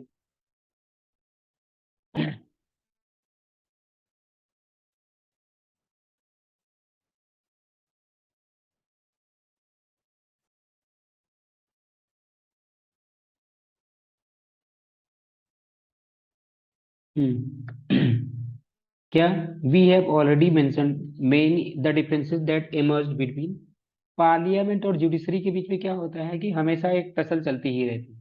किस बात के लिए? जैसे पहले चल रही थी राइट टू प्रॉपर्टी को लेकर के, राइट टू प्रॉपर्टी को लेकर के, and the parliament's power to amend the constitution. और पार्लियामेंट के पास में कितनी पावर है कॉन्स्टिट्यूशन को अमेंड करने की। ये सारी टसल बहुत दिनों से चलती ही आ रही है, बहुत दिनों से ये सारी टसल चलती रही है। ठीक है। अब यहाँ पे देखिए, immediately after the implementation of constitution began, जब 1950 में कॉन्स्टिट्यूशन के कहते हैं कि इम्प्लीमेंट किया गया था, एक कंट्रोवर्सी चल गई किसके बीच में? पार्लियामेंट्री के पावर में। और क्या कहते हैं कि उन्होंने पार्लियामेंट क्या करने लगे कि वो to restrict the right to property, right to property को रिस्ट्रिक्ट करने की कोशिश करने लगे। कौन? पार्लियामेंट करने लगे। अब क्या हुआ कि right to hold the property so that, क्योंकि पार्लियामेंट वांटेड टू, हाँ, put some restrictions on the right to hold the property so that land reforms could be implemented. तो क्या हुआ कि लैंड रिफॉर्म को इम्प्लीमेंट करने के लिए, लैंड रिफॉर्म को इंट्रोड्यूस क्या कहते हैं कि लैंड रिफॉर्म को इम्प्लीमेंट करने के लिए जो पार्लियामेंट थी था, पार्लियामेंट मतलब लेजिस्लेचर, ये क्या करने लगी कि कहते हैं कि ये क्या करने लगी कि क्या कहते हैं कि जो राइट टू प्रॉपर्टी थी ना उसको वायलेट करने लगी। लोगों के पास में राइट टू प्रॉपर्टी थी 19(1)(f), 19(1)(f, ये राइट टू प्रॉपर्टी। अब देखो ये फंडामेंटल राइट है। अब क्योंकि ये फंडामेंटल राइट है तो इसको तो वायलेट किया नहीं जा सकता। तो यहाँ पे यानी कि पार्लियामेंट के पास में ऐसी पावर नहीं थी। Code held that parliament can not दस रिस्ट्रिक्ट द फंडामेंटल राइट्स, यानी कि पार्लियामेंट क्या कहते हैं कि फंडामेंटल राइट को रिस्ट्रिक्ट नहीं कर सकती। तो फिर पार्लियामेंट ने क्या कहा? जब पार्लियामेंट ने कहा कि भाई तुम फंडामेंटल राइट्स को, सॉरी कोर्ट ने कहा कि पार्लियामेंट को देखो भाई तुम फंडामेंटल राइट्स को नहीं अफेक्ट कर सकते, नहीं रिस्ट्रिक्ट कर सकते। तो पार्लियामेंट ने क्या किया? इसको क्या करने की कोशिश की? अमेंडमेंट करने की कोशिश की, इसको चेंज करने की कोशिश की। तो क्या हुआ? But court said that even through the an amendment fundamental right can not be abridged. यानी कि कह रहे हैं, कोर्ट ने फिर से बोला भाई, क्या? मैंने बोला कि अब समझना, यहाँ पे समझाता हूँ। हम्म, कोड सबसे पहले देखो, पार्लियामेंट, ये पार्लियामेंट क्या कहना चाह रही है कि भाई देखो, मैं लैंड रिफॉर्म इंप्लीमेंट करना चाहती हूँ।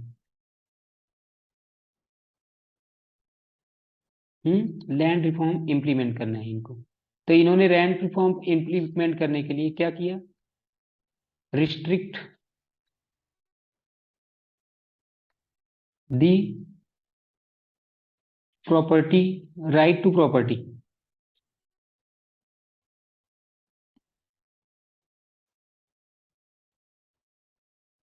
ठीक है, फिर कोर्ट ने कहा कि देखो भाई,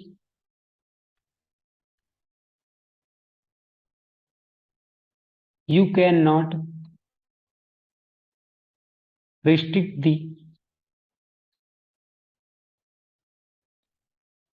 यू कैन नॉट रिस्ट्रिक्ट दी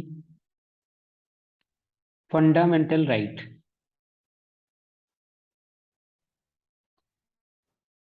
ठीक है, पहला केस तो ये हुआ कि उनको लैंड रिफॉर्म इम्प्लीमेंट करना था, उनको लैंड रिफॉर्म इम्प्लीमेंट करना था, तो उन्होंने कहा कि हम रिस्ट्रिक्ट कर देंगे फंडामेंटल राइट को।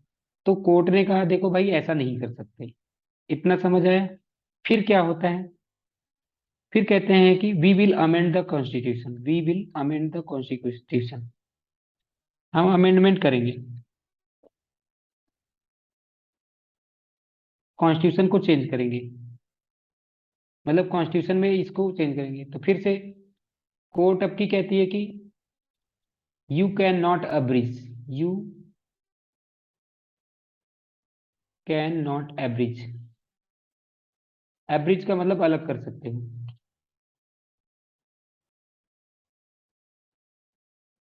दी fundamental rights by amendment. Amendment के थ्रू क्या कहते हैं कि, अमेंडमेंट के थ्रू क्या कहते हैं कि तुम फंडामेंटल राइट्स को क्या कहते हैं कि नहीं अब्रिज कर सकते, नहीं अलग कर सकते। यानी कि अब देखो कोर्ट ने क्या कहते हैं कि उसके पावर को क्या करे, बार बार रिस्ट्रिक्ट करे जा रही है। तो फिर क्या हुआ, यहाँ पे एक प्रॉब्लम आ गई। क्या क्या प्रॉब्लम आ गई, कुछ प्रॉब्लम ये आ गई कि the following issues were centre for the controversy. क्या क्या प्रॉब्लम के, किस चीज की प्रॉब्लम आ गई है, देखो यहाँ पे क्या क्या कंट्रोवर्सी थी। पहला, what is the scope of right to property, right to private property की स्कोप क्या क्या है। दूसरा प्रॉब्लम क्या था, what is the scope of parliament power to curtail, curtail का मतलब होता है अलग, कट करना, अब्रिज और abrogate the fundamental right. Parliament के पास कितनी पावर है कि वो फंडामेंटल राइट्स को तोड़ सके या फंडामेंटल राइट्स को हटा सके या कम कर सके। तीसरा, what is the scope of parliament's power to amend the constitution. हाँ, पार्लियामेंट के पास में कितनी पावर है कि वो कॉन्स्टिट्यूशन को अमेंडमेंट कर सके, कॉन्स्टिट्यूशन में अमेंडमेंट कर सके। चौथा, can the parliament make laws that abridge the fundamental rights. क्या क्या कहते हैं कि पार्लियामेंट उन लॉज को बना सकता है जो क्या कहते हैं कि फंडामेंटल राइट्स को क्या कहते हैं कि फंडामेंटल राइट्स के ऊपर हम प्रेफरेंस दे सके कि इसको क्या कहते हैं कि डायरेक्टिव प्रिंसिपल्स को। डायरेक्टिव प्रिंसिपल्स मतलब क्या कहते हैं कि हमें क्या करना था, लैंड रिफॉर्म इंप्लीमेंट करना था। ठीक है, तो इन सब चीजों को लेकर के बहुत सारे क्या कहते हैं कि किसके किसके बीच में टसल चलती रही, द टसल बिटवीन, क्या कहते हैं कि the tussle between parliament and judiciary was going on in during 1967 and 1973। अच्छा, इस टाइम पे किसकी सरकार थी, इंदिरा गांधी जी की सरकार थी, इंदिरा गांधी जी प्राइम मिनिस्टर थी हमारी।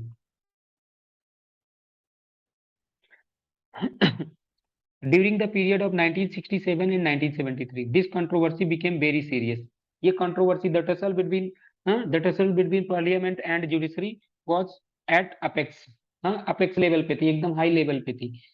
Apart from the land reform laws, laws law enforcing preventive detention, कुछ preventive detention, law governing, governing reservation in jobs, regulations acquiring private property, private property को एक्वायर करने के लिए पब्लिक पर्पसेस के लिए, law deciding the compensation for such acquisition. Private property अगर आपने acquire भी कर लिया तो उसके लिए क्या आपने क्या कहते हैं कंपनसेशन दिया है या नहीं दिया है। तो इन सब चीजों को लेकर के किन सब चीजों को लेकर के, जैसे क्या हुआ, सबसे पहला मैंने बताया लैंड रिफॉर्म लॉज आए, हाँ, क्या हो रहा है, प्रिवेंटिव डिटेंशन।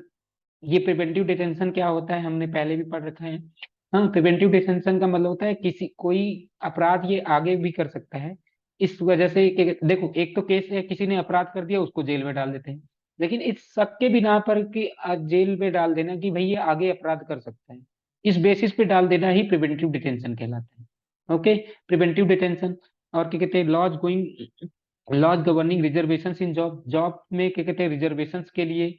और क्या कहते हैं कि जो ये क्या करना है कि प्राइवेट प्रॉपर्टी को एक्वायर करना है, इसके लिए कंपनसेशन क्या है। इससे क्या हुआ, जुडिशरी और लेजिस्लेचर के बीच में कॉन्फ्लिक्ट बढ़ता गया बढ़ता गया बढ़ता गया।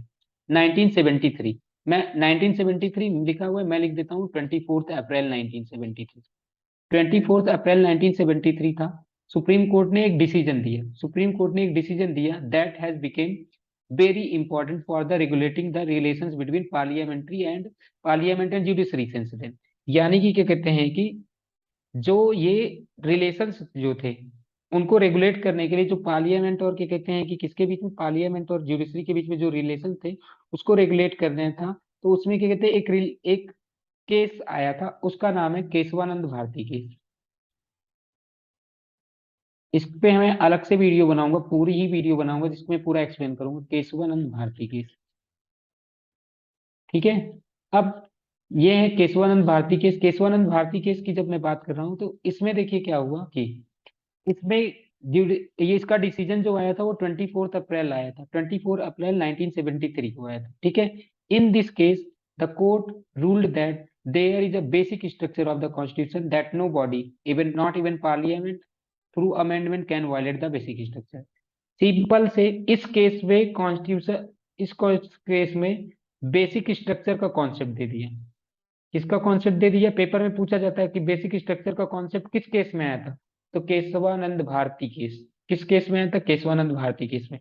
इसमें क्या कहते हैं कि सुप्रीम कोर्ट ने बोला भाई देखो, तुम्हें फंडामेंटल राइट में चेंज करना हो करो, तुम्हें प्रिएम्बल में चेंज करना हो करो, तुम्हें जहां भी चेंज करना हो करो, लेकिन सबसे बड़ी बात क्या है कि बेसिक स्ट्रक्चर में नहीं चेंज कर सकते।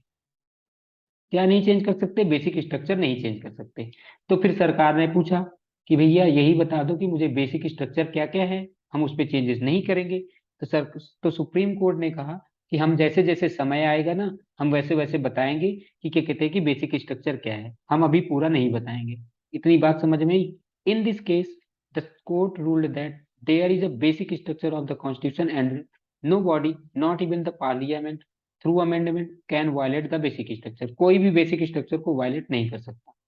The court did two more things, कोर्ट ने और दो बातें बोली। First, it said the right to property was not a part of basic structure. उन्होंने बता दिया देख भाई, राइट टू प्रॉपर्टी कोई बेसिक स्ट्रक्चर का पार्ट नहीं है, तुम्हें इसमें जो करना हो कर लो। तो इसलिए क्या कहते हैं कि हाँ, उसको उन्होंने कह दिया कि इसको तुम अलग कर दो, तो उन्होंने अलग भी कर दिया, इसलिए 191 एफ 1978 में हट गया, 191 एफ 1978 में हट गया। ठीक है। फिर आगे, the court reserve the itself right to decide whether various matters, कौन सा मैटर क्या कहते हैं कि कौन सा मैटर राइट टू, कौन सा मैटर बेसिक स्ट्रक्चर है, कौन सा मैटर बेसिक स्ट्रक्चर नहीं है, ये मैं बाद में बताऊंगा, जैसे जैसे केस होते रहेंगे मैं बताता रहूंगा। तो ये सारी चीजें उन्होंने बताई। ओके, यहाँ तक समझ में आ गया होगा आपको। ठीक है। This ruling has change the nature of the conflict between legislature and judiciary, यानी कि अब जो नेचर ऑफ कॉन्फ्लिक्ट था वो अलग हो चुका। As we studied earlier the right to property was taken away from fundamental rights in 1946 amendment. कब, 46 अमेंडमेंट में क्या कहते हैं कि राइट टू प्रॉपर्टी को हटा दिया गया। Sorry, 44th amendment, 46th amendment था, 1978 में हटा दिया गया। ठीक है। यहां तक बात समझ में आई।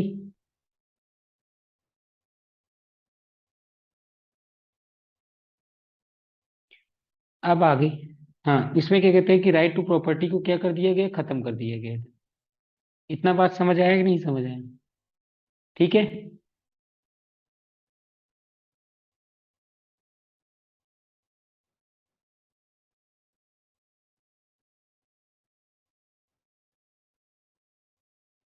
सॉरी, ये था 44th अमेंडमेंट। 44th अमेंडमेंट जो हुआ था 1978 में, इसको चेंज कर दिया गया। ओके, अब आगे देखते हैं।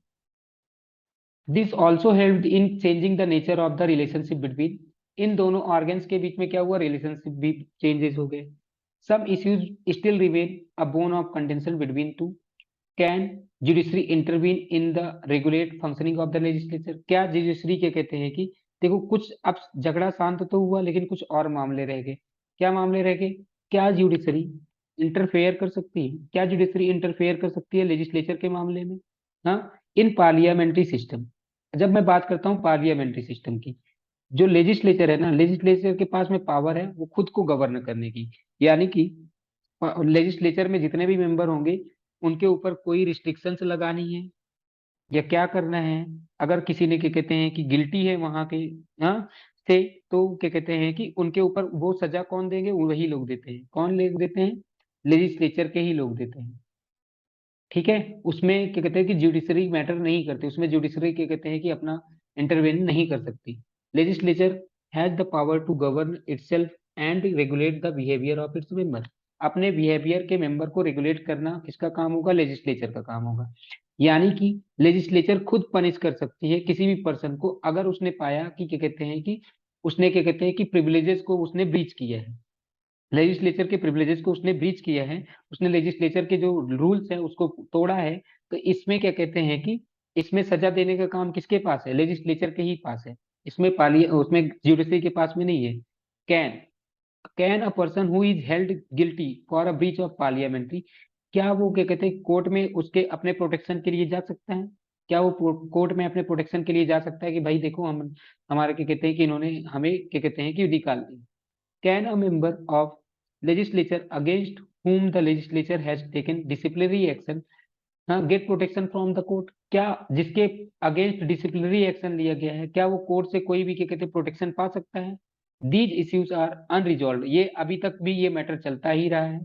Similarly constitution provides that the conduct of जजेस कैन नॉट बी डिस्कस, जैसा कि मैंने पहले भी बताया था कि कहते हैं कि जो कंडक्ट ऑफ जजेस क्या होंगे, वो क्या कहते हैं कि पार्लियामेंट में डिस्कस नहीं किए जा सकते। कंडक्ट ऑफ द जजेस पार्लियामेंट में नहीं डिस्कस किए जा सकते, लेकिन ऐसा होता रहा है। ऐसा होता रहा है बहुत बार। क्या कहते हैं कि ऐसा हुआ है कि पार्लियामेंट में भी, इवन स्टेट लेजिस्लेचर में भी क्या हुआ है कि बहुत बार क्या कहते हैं कि जुडिशरी की फंक्शंस को लेकर के क्या कहते हैं कि लोगों ने अपना क्या कहते हैं कि मुद्दा बताया है, अपनी परेशानियां बताई। ठीक है, similarly the judiciary too has criticise the legislature, और उसी तरीके से जुडिशरी ने भी क्या कहते हैं कि लेजिस्लेचर को क्रिटिसाइज किया है।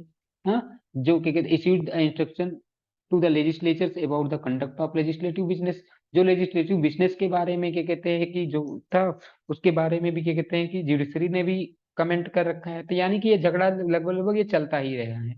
The legislature see this violating the principle of parliamentary sovereignty. तो इससे क्या लग रहा है कि पार्लियामेंट की सॉवरेनिटी क्या हो रही है? गड़बड़ हो रही है, खराब हो रही है। ठीक है, इन सब चीजों को ध्यान में रखते हुए ये बोला गया। आगे, these issues indicate how delicate the balance between any two organs of the government is, यानी कि ये बताया जा रहा है कि कैसे ये दोनों के बीच में बैलेंस बना हुआ है। ठीक है, this is how important it is for each organ the government in democracy to respect the authority of others. यानी कि ये बहुत ही जरूरी है कि सब लोग क्या कहते हैं कि सब लोग मतलब कि हर एक ऑर्गन ऑफ द गवर्नमेंट एक दूसरे का रिस्पेक्ट करे, और क्या कहते हैं कि एक दूसरे के नियमों को फॉलो करे, और जहां जहां जिसका वो है वो सारी चीजें मतलब कि फॉलो करें, ये मतलब कि अपने अपने हद में रहें, अपने अपने ज्यूरिसडिक्शन में काम करें। ओके, तो अभी हमने जो चैप्टर पढ़ा, ये हमारा चैप्टर नंबर 6 जुडिशरी खत्म समाप्त हुआ। इसमें हमने क्या क्या पढ़ा? हमने पढ़ा कि क्या कहते हैं कि जुडिशरी कैसे काम करती है, क्या काम करती है। हाँ ठीक है, जुडिशरी और क्या क्या काम कर सकती है, और क्या क्या फंक्शंस हैं, क्या कहते हैं कि लेजिस्लेचर के क्या क्या फंक्शंस हैं, क्या कहते हैं कि, ठीक है, इतना हमने समझ लिया। इस प्रकार से हमारा ये चैप्टर समाप्त हुआ। जो भी नहीं समझ में आया आप कमेंट में पूछ सकते हैं, I will explain everything. Okay.